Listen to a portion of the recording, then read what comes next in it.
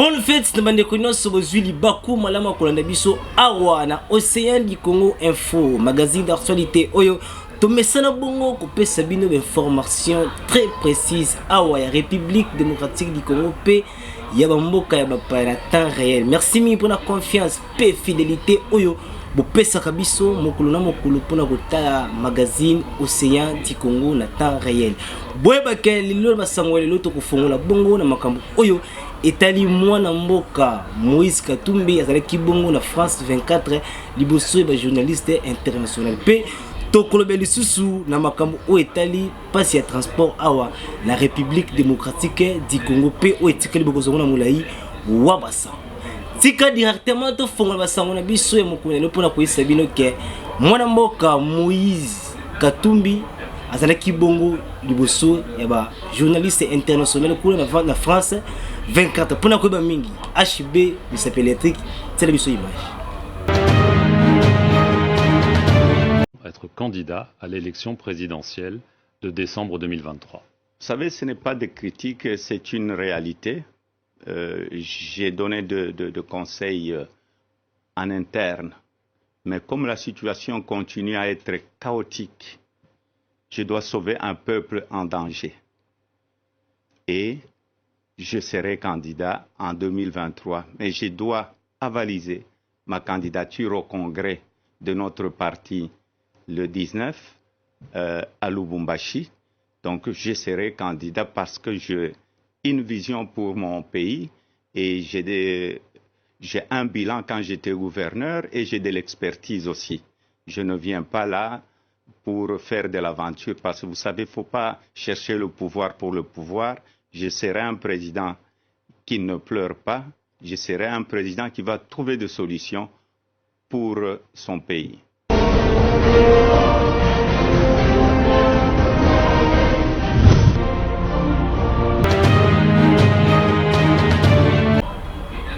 Totikala kaka bongo na makambo etali Katumbi bwebaki azalaki bongo na kati ya réunion oyo esangisi Kagame na bandeko mosusu epesi pasi tuyebite mboka oyo tosuka nango wapi tele biso image oyo apo tokozonsa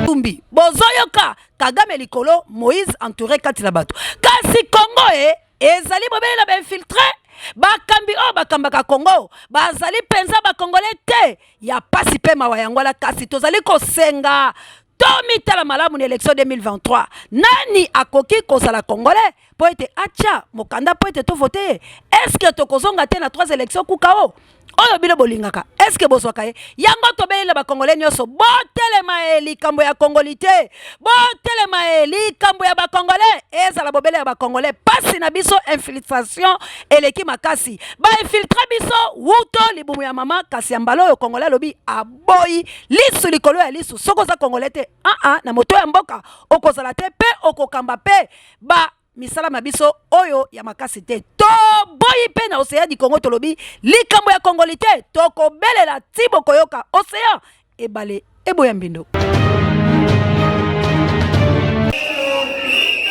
Mouvement assassinisme congolaise Magna Mukuse oyo kambamaka bongo epa les jeunes fondateurs moto oyo azali bongo litoi ya bana kiseso to molobeli ya bana kiseso Dieudonné Muyenga yende azali bongo fondateur ya ONG oyo boyebake mokona lelo 17 décembre 2022 bayebaki bongo na kosala mobange na congrès oyo esangisaka bongo ba mutualité awa ya ndenge na ndenge kaka ndenge bozali komona na bilili ezali kotémoigner bino boyebake na entraîne ye esalemaki bongo vraiment massivement epesaki bongo imparte pe idéologie bana kisenso basepelaki ya komona présence na ye awa nyonso wana ebandaki bongo na prière et vertir ndenge kaka balobaka ke nzambe nde azali likolo na nyonso.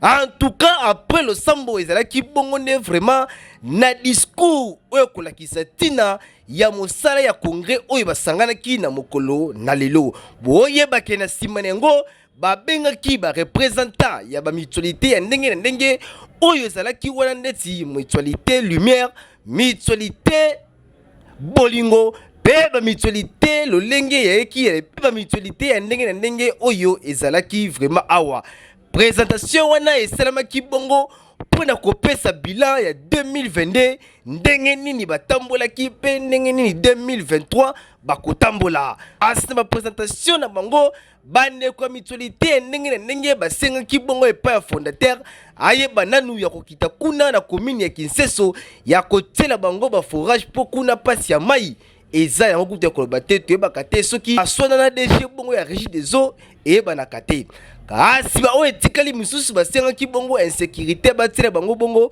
basusiati mpo epermettre bato oyo babimaka to bazongaka baretard bapolisi nde basungaka bango vraiment epesaki bongo kitoko kaka ndenge bozali komona boye en tout cas ye moko pe le fondateur mwana Kinseso molobeli ya Kinseso azangaki na ye maloba te bero communication na ye. Merci beaucoup. Je suis Monsieur Dieudonné Mouyenga Mundeke, fondateur de la ONG dénommée MAC, Mouvement Ascensionniste Congolais. C'était à l'occasion de notre deuxième congrès annuel où la mutualité, l'association, l'équipe de football et Banzango, la évaluation de l'année, qu'est-ce qui a été, qu'est-ce qui n'a pas été. Et bon, on peut trouver des bannis de Rosala, pour tout bon ça, afin que l'année Zolanda, Magambo qui est bien. Il y a un moment où on organise qui activité haute. Nini oyo l'association ne va pas retenir l'activité à l'élo. L'association n'a pas retenir l'élo. Et ça que année où tu as quota, tu as aussi salaki déjà, bah mon équipe, tu as salaki, année où tu as quota, tu as sous plus avec leur participation aussi. Il y a un moment où il faut pas retenir. Votre mot de la fin. Le mot de la fin, c'est que tu as invité à te belé, pour participer, ça la adhésion à bango na kati ya ONG, tu as besoin à batu. Nous appuyons encore et ce que la l'unité, il faut nous appuyer belé, nous sommes jouer rôle nango. Nous avons besoin à batu. Et donc à beaucoup tambola bien, et sa participation. Nous avons besoin de la population, baya, bako s'adhérer à la mutualité au bango bakolinga. Yango wana mot de la fin nangal, na remercier pe bao bazala qui wana présent parce que sans bango activité ngé simbate. Que Dieu le bénisse infiniment. Merci beaucoup. Merci beaucoup. Tu as une invitation et que tu réponds à l'invitation. Tu constates que nous surtout président fondateur à l'Obaki, à Gogisiang. Donc, Naï Gotala pour Aïbizaki président, moi Assis Ezali, moi Baz Ezali, Yaka Omona. Effectivement, je suis arrivé, j'ai vu. Il y a des problèmes partout dans Mbokana Bisso. Mais je pense que l'initiative Oyo est louable. Donc, à niveau de l'IP, l'engagement on a joué pour que la population puisse bénéficier de la Mikolo et Zakoya. En tout cas, c'est l'initiative. Donc, à Sangisi Batou, pour être tout vendre à Pambate, tout Tambola. Pour éviter le chômage, la pauvreté, insécurité. Et d'ailleurs, nous avons eu un engagement lundi. Nous avons eu sala mukanda pour solo laboyer. Tant que nous avons force de nous avons mukanda dans le ministère intérieur pour avoir souci à Timoko na Kinseso. Dans le quartier de Basengiwana, je crois qu'il faut impérativement souci à Timoko Kotawan. Merci beaucoup. Je vous en prie.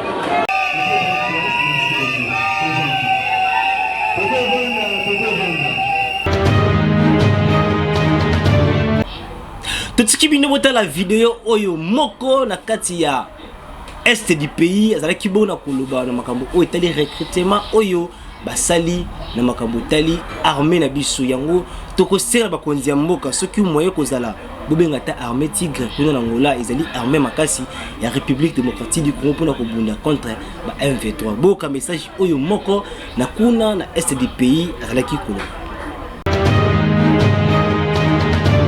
Bonjour tout le monde. Bonjour tout le monde. Laisse-moi vous passer quelques révélations. Les gens de l'Ouest viennent chez nous à l'Est pour recruter les jeunes de l'Est et l'intégrer dans l'armée. Pour aller les former à Kitona là-bas. Mais ce qu'ils ne comprennent pas que il y a des enfants de Hutus qui sont à l'Est. Et ce sont eux qu'ils ont recrutés. 80% de cette jeunesse, ce sont des Hutus qui sont partis pour aller être entraînés à Kitona. Donc, Ce n'est pas les enfants de l'Est. Les enfants de l'Est ont compris qu'ils ne peuvent plus s'enrôler. Pourquoi? Ils ont accompagné Mouzé et leur sort était quoi? Quel était leur sort? Voilà que les Hutus maintenant, les criminels Hutus, ce sont eux qui les ont recrutés. 80% de ces jeunes sont les jeunes Hutus rwandais qu'ils ont recrutés. Voilà pourquoi nous autres nous disons, nous devons se séparer avec l'Ouest. Ils ne savent pas ce qu'ils sont en train de faire, c'est juste pour faire souffrir l'Est. Et les Rwandais maintenant doivent être préparés pour se défendre aussi. Car ces jeunes-là sont des Hutus qui sont partis pour être entraînés là-bas. Pas des Congolais de l'Est. Ça, je vous le dis. Ça, je vous le dis et je vous l'informe. Merci. Après avoir que Namboka ya bapabwe baki bande ko ya Lubumbashi baki bongo moko ya bango kuna oyo à cause de la candidat président il y a 2023 Moïse Katumbi kuna na Lubumbashi botala nini bayambaki. Moïse Katumbi, chef de parti, homme d'affaires et ex-gouverneur du Katanga, a annoncé vendredi 16 décembre sa candidature à la présidentielle, prévue le 20 décembre 2023 en République démocratique du Congo. Je suis candidat car la situation du Congo est chaotique et car je dois sauver un peuple en danger, a-t-il déclaré dans une interview diffusée sur RFI et France 24. Katumbi affirme avoir une vision et un programme pour reconstruire l'armée et la sécurité du pays et pour créer des emplois et refaire les infrastructures selon ses dires. Lors de son intervention télévisée, Moïse Katumbi a pris officiellement ses distances avec l'actuel pouvoir en annonçant son divorce avec l'Union Sacrée, la coalition présidentielle qui soutient la candidature du président sortant Félix Tshisekedi. Katumbi a précisé que sa propre candidature sera garantie par un congrès de son parti, Ensemble pour la République, qui se réunira lundi 19 décembre à Lubumbashi. Ville ya Kinshasa toyebaka te tobenga yango nini soko olali olamuki makambo échanger transport et puis ça passe nyonso wana décembre kaka tonini totala image. Décembre eyela mupepe na yango kaka ndenge population bamesana awa na ville province ya Kinshasa pona makambo oyo etali transport kolala kolamuka ezala ngo bitidi te kasi bandeko oyo balamuki na tongo boye bakene koluka mwa mbwengi to matembele ya bana na nzela bo transport ngo ete nyonso wana mpo nini décembre ekomi transport vomata 200 ya 100 francs ya 150 tibité wana ezali ba terme congolaise to ba terme kinoise oyo bamesana koloba awa pe nyonso wana nini 1000 mbongo na sei moi distance ya muke ko sala te 500 francs ekomi kaka 1000 yoka recevoir 1000 mbongo na sei donc kisoko pesi bongo te milo beti makolungwa awa tizando pona ko souffrir kasi bongo eza malamu te na yango biso lokola magazine d'actualité to bengi bo konzi ya mboka boye bananu ya kolandela dossier oyo ya transport oyo ezali ko pesa pasi pembawa na population ya Kinshasa po boye ba souffrir décembre ngo ela mupepe nango boye ya ito malamu te boye ka communication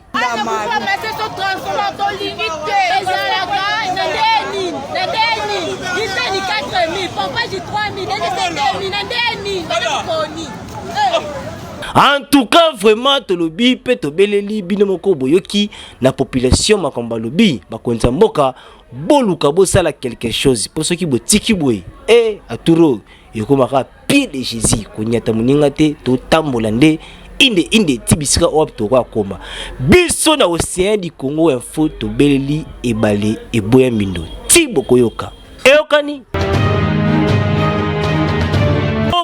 na parade salemaki bongo na commune ya Kimbantseke na présence ya ba colonel ya ndenge na ndenge oyo azalaki mutu train kuna nde azalaki bongo colonel ya district ya Tchangu yene baki bongo na kosangisa parade oyo bino moko botala pe bomona kambu oyo esalemaki awa vraiment boyende ezalaka ayebaki bongo na kopesa mitindo epe ba policier nyonso oyo bazalaki wana pona koyeba ndenge nini ya kobatela population na biloko na bango na mois oyo ya décembre po ba fêter na kimia pe mabe ezala te awa na ville province ya Kinshasa kaka ndenge bozali komona boye na entrée na ye esalemaki bongo na imparte pe idéologie nyonso wana ebandaki bongo na l'hymne national kaka ndenge bozali komona boye En tout cas, esali eloko vraiment na paradis oyo. Elekaki kitoko kaka ndenge bomoni boye. Esukaki bongo te bayebaki bongo na kopresente bongo bakulu na oyo bakanga awa na ville ya Kinshasa, précisément na commune ya Kimbanteki. O zaroza chaba chuba, o maître Songambeli, o ngai likofi ya nani, o soki babengaka yo kombo nini, déjà solution ezwami awa na Kimbanteki. Bino moko bota neti elenge mobali oyo azali bongo na victime ya koboma policier oyo bomaki awa na commune ya Kimbanteki, précisément na Kingasani ya suka babetaka policier machette na mutu, policier akufa sur place. Jeune yango yoyo baluka ye mikolo ebele kasi lelo awa akangami na maboko ya la police. Bino moko boyoka na suka na yango ye moko le colonel ya district ya Tchangu azanki na ye malobate na micro ya Océan du Congo.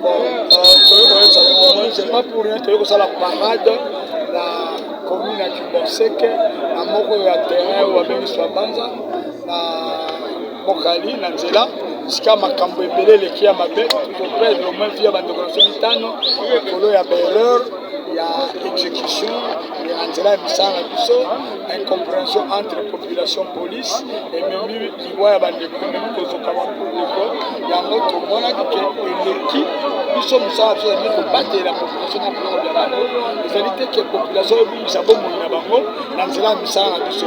Alors fallait siko tokebisa tobenda matoi ya policier lolenge biso po tokosala elongo na population ni tokosala te pour que ndenge tokofanda na kati na boyokani pour que mabe koma te lolenge nasengeli kotambola parce que oyebi que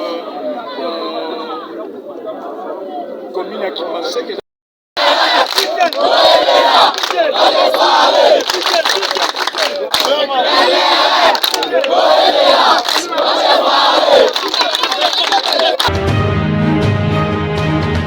après banvula oyo enoki mikolo eleki toyebaki te tobenge yango anniversaire ya Noé tonini ebebisaki banzela awa na ville province ya Kinshasa mpe na bakomini ya lolenge elongo bani ndeti boye magazine d'actualité Océan du Congo ekitaki bongo na komini ya Kiseso.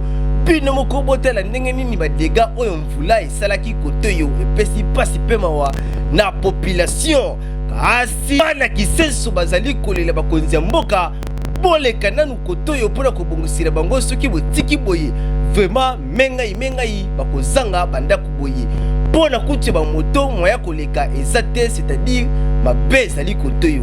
En tout cas bakonzi ya mboka botika boye te mpona makambo etali mamvula oyo bozelaka te kaka badega ekomaka après boya kosala eloko deja mikolo oyo mamvula ngo epemi toyebi te Noé alali to nini kasi boleka deja bobongosa mpo soki Noé atelemi lisusu awa aningisi mvula hey toleli bandako na biso etikala kaka basonge biso tolobi mpe boyoki.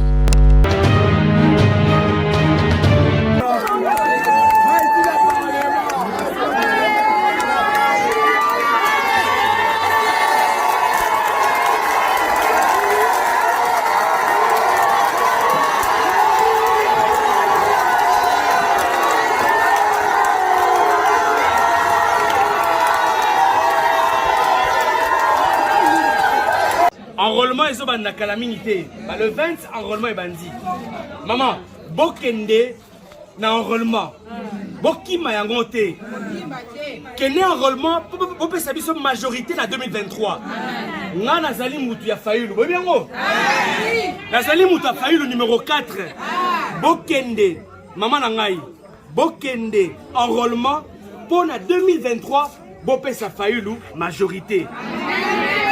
Maman Maman, totika sentiment. Maman, moka oyo ezokufa. Na misi na biso.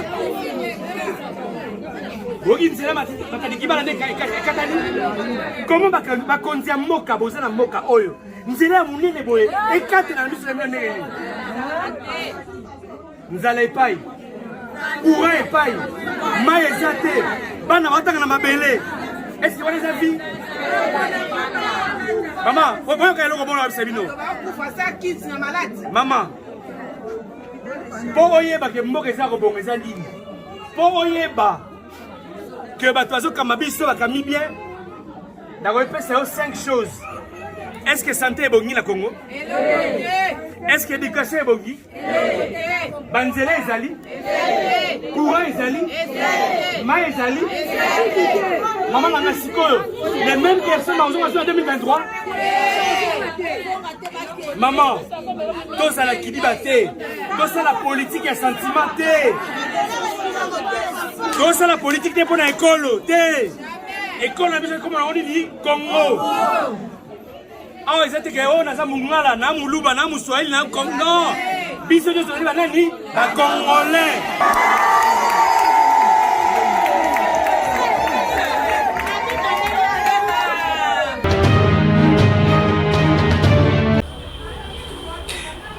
Kata dans la district.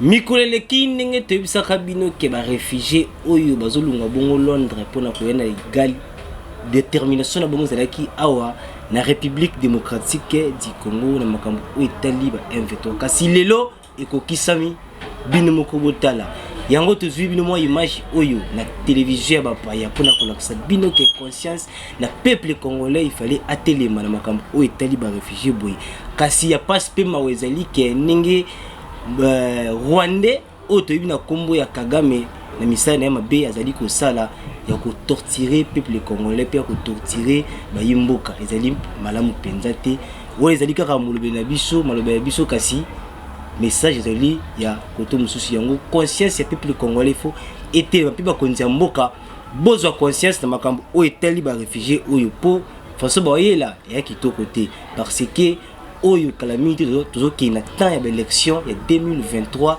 pour la koluka maponami pe kimia ezala awa na République démocratique du Congo peuple congolais tele ba konza mboka botele ma po dossier oyo soto tika ngo boy ekele ma be makasi ezali à suivre pour na biso tolobi kaka pour ko pesa mbela na peuple congolais pe na ba konza mboka bayoka yango. Merci ezali awa totie point final édition ya mokolo na lelo na plaisir makasa ko présenter magazine d'actualité Océan du Congo Info magazine oyo tomesana ko pesa bino d'informations très précises ya République démocratique du Congo na temps réel. Merci beaucoup na équipe rédactionnelle au bongo au four et moulin ya ko pesa bino ba image ya kitoko bona sima caméra to kibongo epa ya HB Misape électrique na coordination et kamama kibongo epa ya Mama Océan de la presse yende akumbela ki masolo po makambongo ile ka kitoko pe boba ki na présentation ezalaki bope ya ngai Shadrack Makudinga oyo na telema ki wana pona ko pesa bino ba information ndenge